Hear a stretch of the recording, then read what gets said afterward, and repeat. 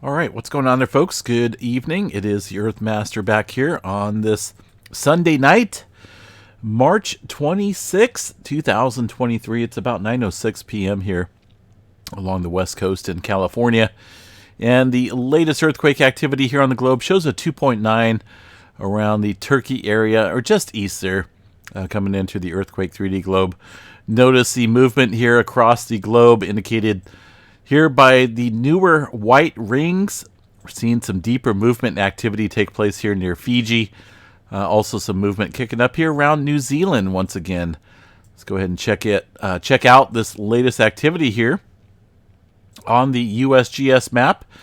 We're going to go ahead and start down here into the Tonga area and the Fiji Islands area. Seen some movement kicking off here over the last 24 hours. Including a this is a majorly deep earthquake, 4.5, 630 kilometers deep this evening into, kind of looks like it's a Kermadec Trench. So be on guard up here upstream for some potential movement.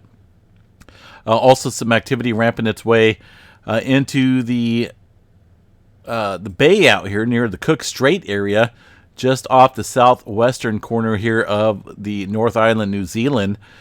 This earthquake coming in earlier this evening as well. 101.1 is the number right there into the, I believe it's a Hikurangi subduction zone. At that depth right there, it's got to be the Hikurangi. So let's go ahead and check out what's going on there real quick at the GeoNet servers. Kind of curious about this activity here. 4.9, that one was around the Cook... I keep forgetting the name of it. Cook Strait. The Cook Inlet is up there in Alaska. So Cook Strait area of North Island, New Zealand, in between the two here. Seeing that earthquake activity. USGS reporting a 4.6. GeoNet servers reporting a 4.9. 90 kilometers deep into that area. Now, I'm trying to find that other earthquake that popped up down there. That's showing up here on the earthquake. Well, this is the same one, right? 4.6, 101 kilometers deep, 1742.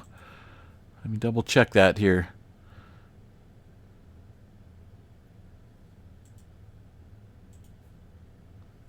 Yeah, that's going to be it.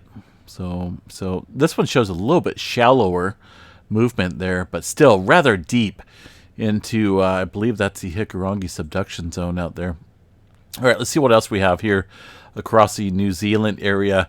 There's that 4.6, pretty deep, 1 hour ago into the Kermadec Trench now. Let's see if that's going to be the... That's going to be, looks like this earthquake. No, that's a pretty shallow earthquake there. One of these earthquakes into the Kermadec Trench at 600 kilometers deep. Probably going to be this one up here.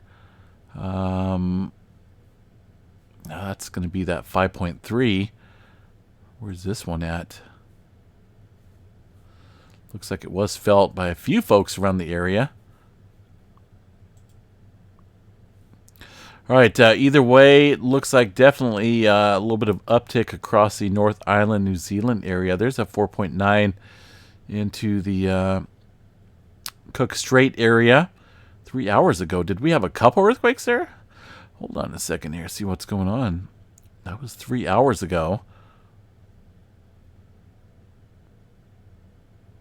Let me see here. I perform better when I'm looking at the drums here. The seismograph drums gives me a little bit better indicator of what's going on. There's that 4-pointer 200 minutes before the current timestamp. That's that 4-pointer that came in to the Cook Strait area of just outside of Wellington, North Island, New Zealand. Showed up pretty nicely. Of course, the further you get around that area, the more prominent the station will show that earthquake. Pretty large. Either way, it showed up nicely across the North Island and South Island, New Zealand area. So what do we have since then? Not seeing a whole lot of uptick. Not really any aftershock activity either following that 4.9. That is, again, a 4.9, but 4.6 here from the USGS. Either way, it's a fairly deep earthquake. The subduction zone sits offshore here, 101 kilometers. Goodness. So we'll continue to watch that, see how this plays out. I'm going to check out the volcano drum, see if we got any adjustment out here across any volcanoes. Still a little bit of movement here around the Mount Tarawera area, around the Bay of Plenty, North Island, New Zealand area. Although, again, not quite as active as what we've seen there last week. But notice that 4.9, 4.6, whichever one you want to choose. Either way, that earthquake did show up pretty nicely across even the volcanic drums, as well as the Taupo supervolcano, which looks pretty quiet as far as local seismic activity goes. All right. Either way, moving on. With this deeper movement here, watch the Kermadec Trench, the Tonga Trench, and areas around New Zealand. Deeper activity does add further strain upstream, so we'll continue to watch that region here for some possible further larger scale activity. I mean, that's a deep earthquake, 630 kilometers deep. Okay, so since then, a little bit of northwestward plate movement here around the Loyalty Islands area with a 5.0, very shallow earthquake. And then some further deep adjustment up here around Papua New Guinea, 187 kilometers deep for that 4.6. Remember the momentum here, that westward plate movement adds a lot of strain, not only in the subduction zone areas around the plate boundary, but also general plate movement west-northwest here in this area. Notice these arrows all pointing up around this bend, around the Papua New Guinea area. All right, we've got a pretty good cluster of earthquakes here around the Band of Sea. A couple 4s, even a 5.1 there at 47 kilometers deep earlier this morning. Things lighten up here across the area. It looks as though we've seen, almost looks like there's a couple more deeper earthquakes here across the Fiji area. Something that USGS may not be showing out here. Let me see here. 5.5, 4.6. All right. Either way, those are fairly new deep movement quakes. There's some of that deep activity around Papua New Guinea.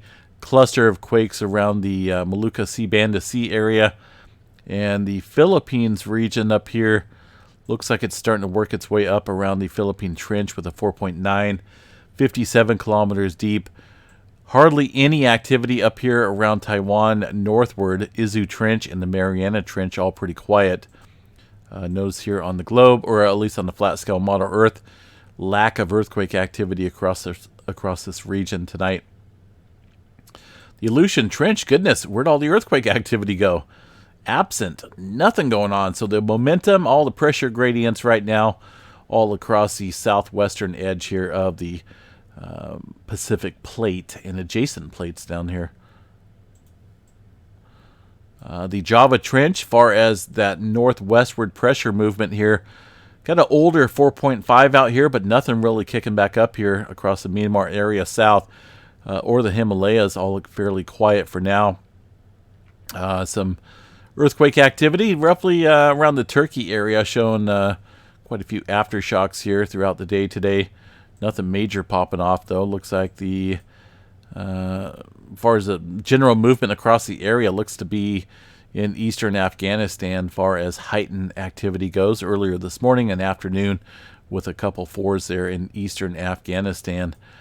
Across the Mediterranean, things fairly quiet. The Atlantic Ocean, about the same. Not a whole lot of movement going on out there around the divergent boundaries, that separation of the seafloor tonight, or the last 24 hours. Let's see what we got. Fairly active out here along this portion of the globe. South America, let's see what we got here for the USGS. It looks like a couple 4s and 5s into the Peru-Chile Trench earlier, as noted. But definitely seen some 3s and other 4s out there along the South America Trench over the last 24 hours. Some of that deeper activity as well. This one's only showing a 43-kilometer deep earthquake, but notice this. Let's see, which one is this? One of these is super deep out here. It might be that 4.6 right there. 267 kilometers deep earlier this evening. It looks like into the Pru-Chile Trench. Pretty deep movement going on out there. We'll watch this area as well for some surface movement. A lot of subduction zones showing quite a bit of activity here tonight. Into the Puerto Rico area, the latest earthquake here, a 3.3, 12 kilometers deep into the region of the Puerto Rico Trench. Quite a bit of uptick here across the Middle America Trench area and up along the coast of Mexico. Notice all these 4s and 3s popping up here around the Caribbean plate. But you would think it's quiet, according to the USGS, but there's not a whole lot shown here on their map. Obviously, there's some earthquake activity taking place here today. 4.2, the latest here into the Mexico region, 89 kilometers deep. But again, uptick, elevated uptick here across the Middle America Trench as noted. All right, Texas area and the states. Let's see what's going on up here. Texas showing a little bit of movement. 3.3 earlier this morning and also a 3.4 into the New Mexico area. Outside of our, kind of outside of our typical zone here. Let me go to the satellite imagery. We all know kind of what's out here around Pecos, Texas, right? Well, I heard they got some good food down there. I don't know. I can't say I've ever been through the Pecos, Texas area. I may have, but I can't say for certain I've ever been down around this area of Texas. But out there, what's going on out there around Pecos, Texas? Well, if you were to fly over this area, you would see thousands upon thousands of these. Are those farmhouses out here? These little, maybe some prairies out here? Or some houses out here in the prairie, in the desert, with some beautiful swimming pools. Maybe a little community swimming pool out here with everyone can just jump in and enjoy the sunshine out there in western Texas, right? Nah, those are ginormous oil fields, oil pumping operations galore. This is where I use the word galore because it's enormous. I don't even know if they can squeeze any more in here in the satellite imagery. There's massive amounts of fracking operations, pumping operations, and wastewater disposal wells out here in this area of Texas. And, well, that 3.4 struck within literally a throwing distance of a baseball from one of these oil pumping operations. And I'm sure some older ones out here as well. But as noted, there's a lot going on out there in Texas, folks. So with this increasing activity here along the oil fields, that tells me right there that movement out here along the west coast is increasing as well up against the North American plate. The rest of the country looks pretty quiet though for now. One earthquake down into up into the Colorado area early this morning, just outside of Trinidad. Looks like a 1.7. 6.9 kilometers deep. And again, this area does harbor some... I kind of thought these were campsites at first, but I did pull up Google Earth here a while back, and these roads and these little squares are the same thing as down in Texas. Wastewater disposal wells, fracking operations, maybe natural gas areas. You can see them scattered out and about here in the land. So 1.7 out there in those oil fields or fracking operation fields earlier this morning. All right, so what do we got here for the West Coast area? Any increasing activity? Any noticeable uptick? Well, the 2.5 map and above doesn't really show too much activity. We did have some movement down here off of the Imperial Fault south of the border at 2.6. But far as general seismic activity, we're only noting a handful of earthquakes out here. A little bit of movement here into the Ontario area. A couple ones coming up earlier this evening at 3.5 kilometers deep. Looks like that's... excuse me. It's hard to say exactly which fault system that's occurring on. 1 second. Much better. All right. So a little bit of activity kicking up here. Chino, Ontario, Mariloma area. Seeing a little slight uptick. Very small microquake activity, though, by the way. And a little swarm here. Well, I can't really call that a swarm, but a little bit of newer movement here off the San Jacinto fault zone tonight. The San Andreas fault, the big one, right? Everyone keeps talking about. is quiet for now, but it's not going to be quiet forever. It's really not. I mean, I kind of like to look at the satellite view on occasion out here of that area, and actually visited this area. Was it last year or the year before? And man, you would not know that you're on a plate boundary unless you really look for the geological mountain range out here, the uplift of the hills and whatnot. There's a lot of strain that's built up out here in this area of the plate boundary. Obviously, we've had some earthquakes back in the 1800s here, up along the a little bit further north here. But the southern segment has been building up quite a bit of strain here in the last 300 years, over 300 years. Similar to the Cascadia up north. Coincidence? Who knows? But this area definitely primed about as much as you can be. So similar to what you would, say you're at a nice restaurant. How would you like your steak cooked, sir? Well done. Well, the San Andreas Fault is beyond well done, and it's only a matter of time before this thing decides to let loose. I think it's going to happen sooner than later. It's there. Definitely sprung about as tight as it can get. Pacific Northwest, relatively quiet. Yellowstone National Park.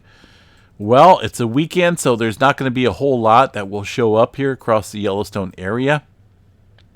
But for reference, just go ahead and check this out. See what we got. A couple smaller microquakes here across the area. No major swarm, no major magma movement. Obviously, that would trigger the computers up there, the preliminary earthquake data systems, but only looks like a handful of earthquakes here across the northwest corner of the park over the last 24 hours. All right, let's see what else we have here. Tremor. Tremor is a big zero tonight, a big zero. Remember, I was chatting about this last night, looking for an uptick here. Uptick consists of elevated tremor activity, and it's roughly been since about, has it really been that long? Since about October, right? Is when that last one kicked up here last year. Right around September, October is when the last uptick in tremor picked up here. And looking at the intervals here, we should be coming upon, according to data here, we should be coming up on tremor activity ramping up significantly. And always when it does enter into that significant category, I believe that's when there's the highest chance of seeing the Cascadia out here kind of rupture, which is capable of a 9.0 or possibly greater, by the way, along the Cascadia subduction zone, which sits Northern California northward here off the coast of Queen Charlotte Sound. All right, Alaska, fairly minimal across the Cook Inlet. I don't want to call that the Cook Strait, Cook Inlet area.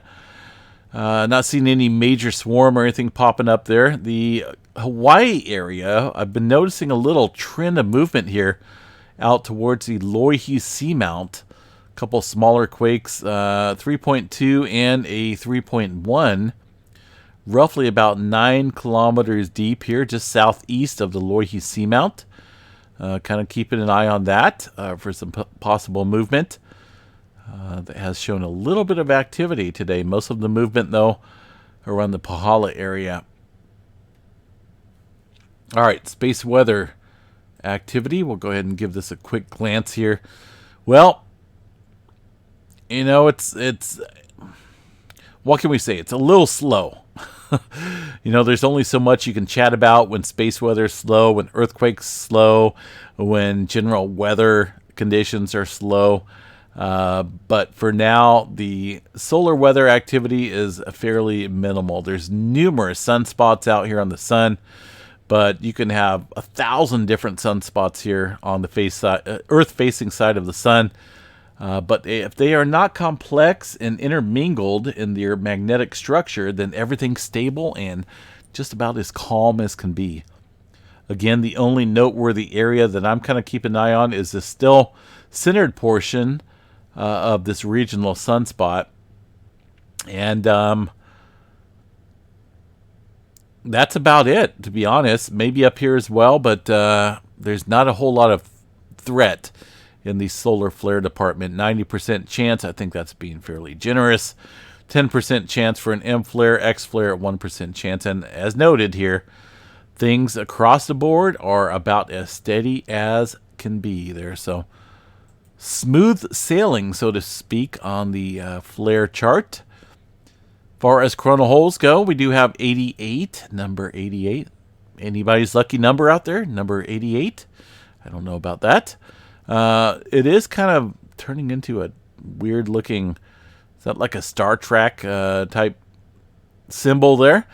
Either way, it is morphing and forming a little bit here across the center disk of the sun. That could enhance some solar weather conditions here next week, late next week, as that enters into position of the Earth-Sun plane. Right now, though, things are fairly minimal across the auroras. Only minimal chance up there around Canada and the Alaska area. Not really expecting too much, folks. Weather activity. I know we've seen... we did see a couple tornado warnings out here across the south tonight, or earlier this evening. But I haven't really heard anything of any touchdowns. I don't know if anybody else has or not. But it looks as though potentially the threat out here is diminishing across the south, which is good news. But still quite a bit of thunderstorms out there, possibly some severe, along with some hail threats out there across Mississippi and Alabama and Georgia taking place out there. So just still be on guard, be on alert out there as far as any severe weather potential goes. West Coast activity, let's go ahead and check out this here. We only got a little bit to work with as far as the model runs go. Our next somewhat significant storm system with they're calling this a bomb cyclone because it is going to be in its maximum developing stage here. Looks like on Monday into Tuesday at 984 on the pressure bars.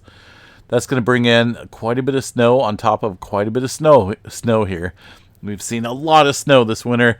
We're going to dump a couple more feet up here and see some rain into the Sacramento Valley and the Coast Range, of course, before that pretty much gets slaughtered as it heads down to Southern California. And then after that, looks like potential remains for some unsettled conditions as we enter into the first week of April. I do want to pull up the windy chart here, and we'll take a look at the rain accumulation here over the next 10 days or so. We'll just go ahead and get a little visual up along the coastline here of Northern California. A few more inches of rainfall. Into the Sacramento Valley areas, we're probably going to expect a couple more inches as well. Again, this is over the next 10 days. The model ranges, or the forecast there on the models are a little inconsistent right now as far as the possibilities of seeing further rain into the second week of April, but it's still there.